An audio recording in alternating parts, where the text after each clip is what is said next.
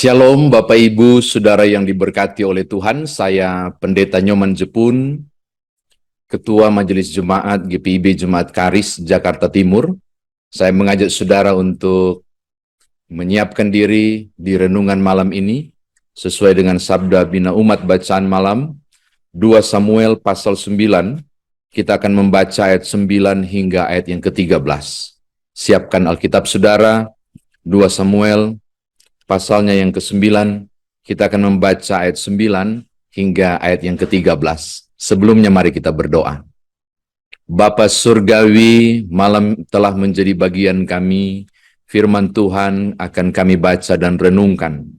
Tolonglah kami dengan hikmat-Mu untuk memahami kekayaan firman Tuhan ini, kemudian mengerjakannya. Terpuji nama Tuhan, berfirmanlah, demi Yesus Kristus firman yang telah menjadi manusia, kami berdoa. Amin. 2 Samuel pasal 9, ayat 9 hingga ayat yang ke-13, saya bacakan untuk saudara. Lalu Raja memanggil Siba, hamba Saul itu, dan berkata kepadanya, segala sesuatu yang adalah milik Saul dan milik seluruh keluarganya, kuberikan kepada cucu tuanmu itu. Engkau harus mengerjakan tanah baginya. Engkau, anak-anakmu, dan hamba-hambamu, dan harus membawa masuk tuayannya, supaya cucu tuanmu itu ada makanannya. Mephiboset, cucu tuanmu itu, akan tetap makan sehidangan dengan aku. Siba mempunyai 15 orang anak laki-laki dan 20 orang hamba.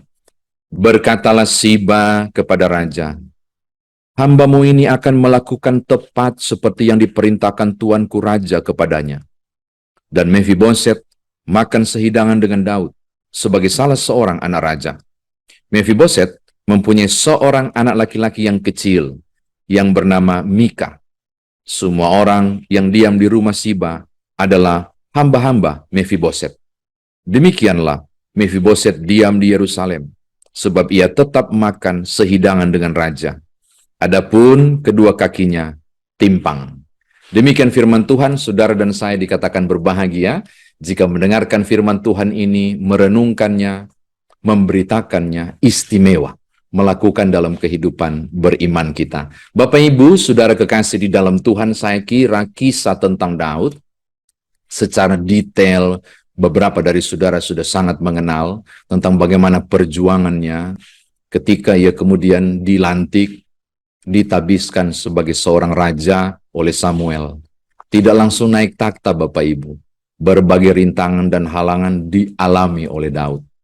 Bahkan pendahulunya, yaitu Saul raja pertama pun geram dan cemburu. Cemburu dengan Daud.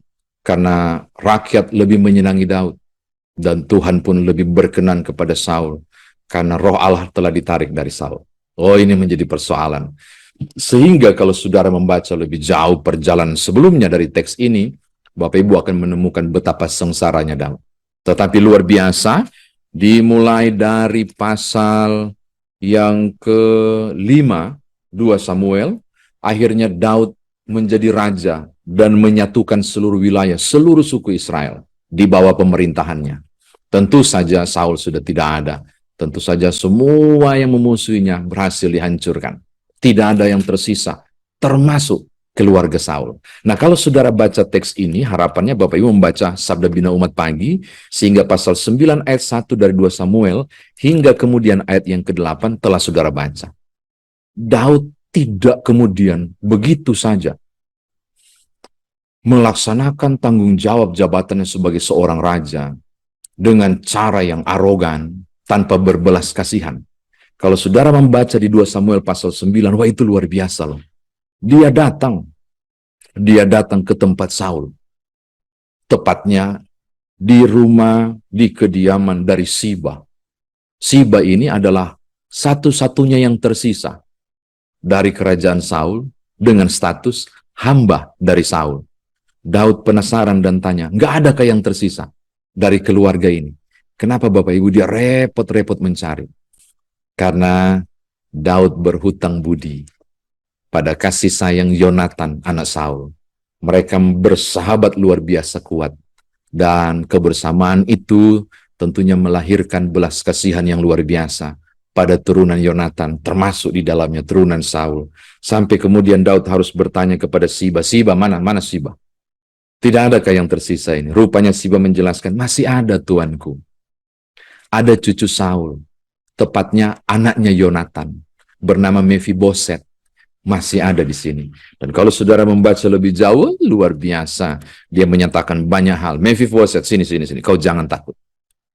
Pokoknya semua ladang yang menjadi milik opamu, menjadi milik dari Saul, akan jadi milikmu. Engkau adalah anak Yonatan. Coba lihat ayat yang ke-7.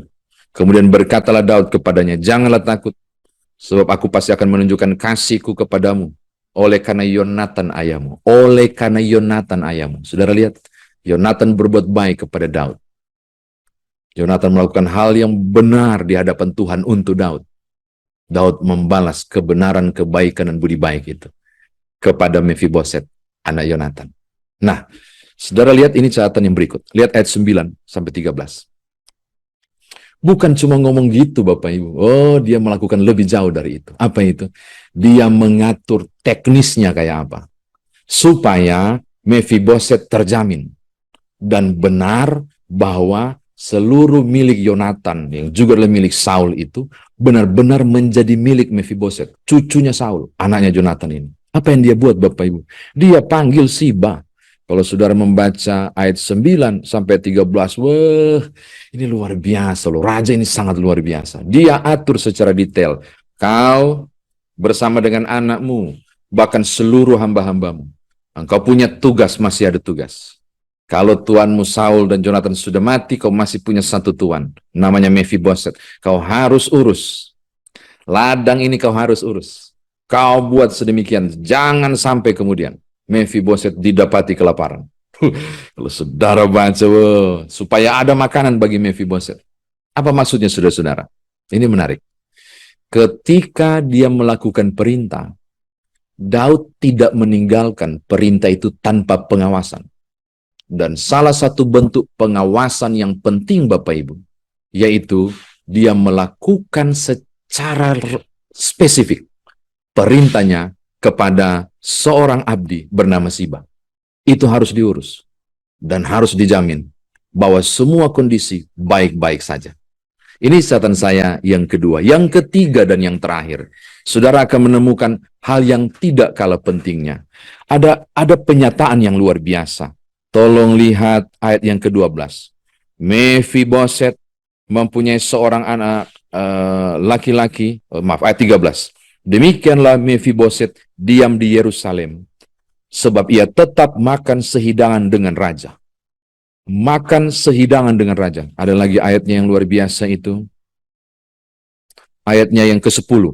Engkau harus mengerjakan tanah baginya. Mephiboset cucu tuanmu itu akan tetap makan sehidangan dengan aku. Dan ia dianggap sebagai anak raja. Catatan kedua yang terakhir. Belas kasihan Daud bukan cuma menjamin Mephiboset masih memiliki harta benda, peninggalan opanya, kakeknya Saul, atau ayahnya Jonathan. Bukan cuma itu. Tetapi ada satu hal yang dibuat oleh Mephiboset, yaitu dia memberlakukan Mephiboset, anak Yonatan ini, seperti anaknya. Makan sehidangan dengan raja.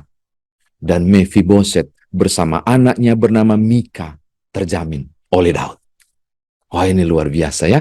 Saya kira demikian firman Tuhan ditafsirkan bagi kita. Nah, sekarang bagaimana kita bawa dalam kehidupan beriman kita? Bagaikan kacang yang lupa pada kulitnya. Mungkin saudara pernah mendengar peribahasa ini. Orang yang lupa pada kebaikan orang lain. Setelah sukses, setelah luar biasa menanjak dan berkecukupan dan menjadi pribadi yang luar biasa, beberapa orang melupakan bahwa dulunya dia biasa-biasa saja. Melupakan bahwa berbagai tapak yang dituju dan dia naiki hingga ke singgasana, kesuksesan.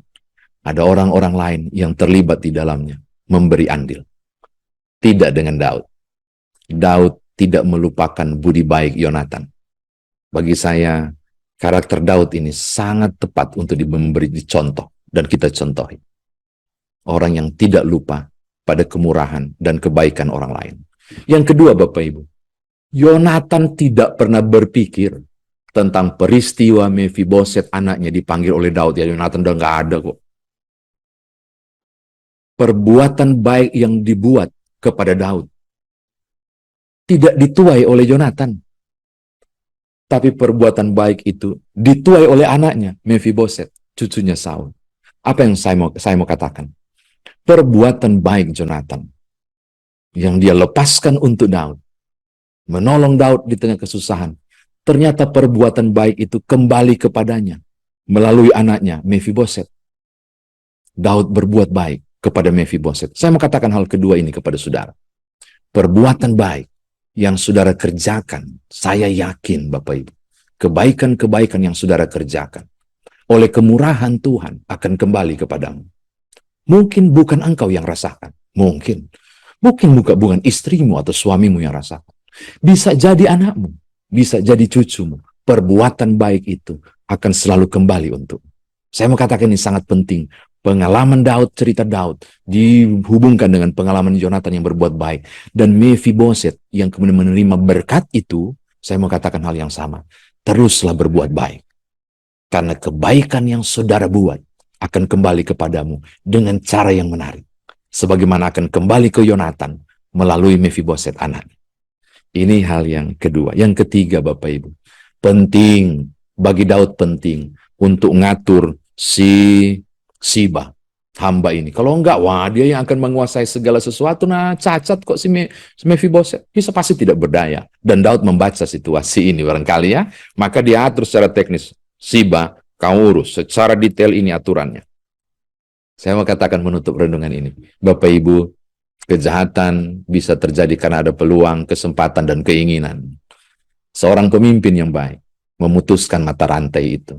Daud melihat ada tanda-tanda yang tidak baik. Dia harus memberikan instruksi secara spesifik. Dan dia berkata kepada Siba, Siba, kau atur semua. Secara detail. Sampai terjamin makanannya Mephiboset ya. Dan dia akan selalu makan sehidangan dengan saya. Saya mau katakan ini sangat penting Bapak Ibu. Mata rantai kejahatan harus dicegah dan diputuskan. Setiap saudara melihat ada peluang tertentu terjadinya kejahatan dan ketidakbenaran tampil. Orang percaya harus berani berkata tidak untuk menghalangi proses kejahatan itu terjadi, sebagaimana Daud secara detail memperhatikan hal itu. Saya mau katakan Bapak Ibu menutup firman Tuhan ini. Di luar sana, berbagai peluang kejahatan boleh terjadi. Tindakan antisipatif saudara sebagai orang percaya harus dilakukan sebagaimana Daud mengerjakannya. Berani mengatakan ya bila ya.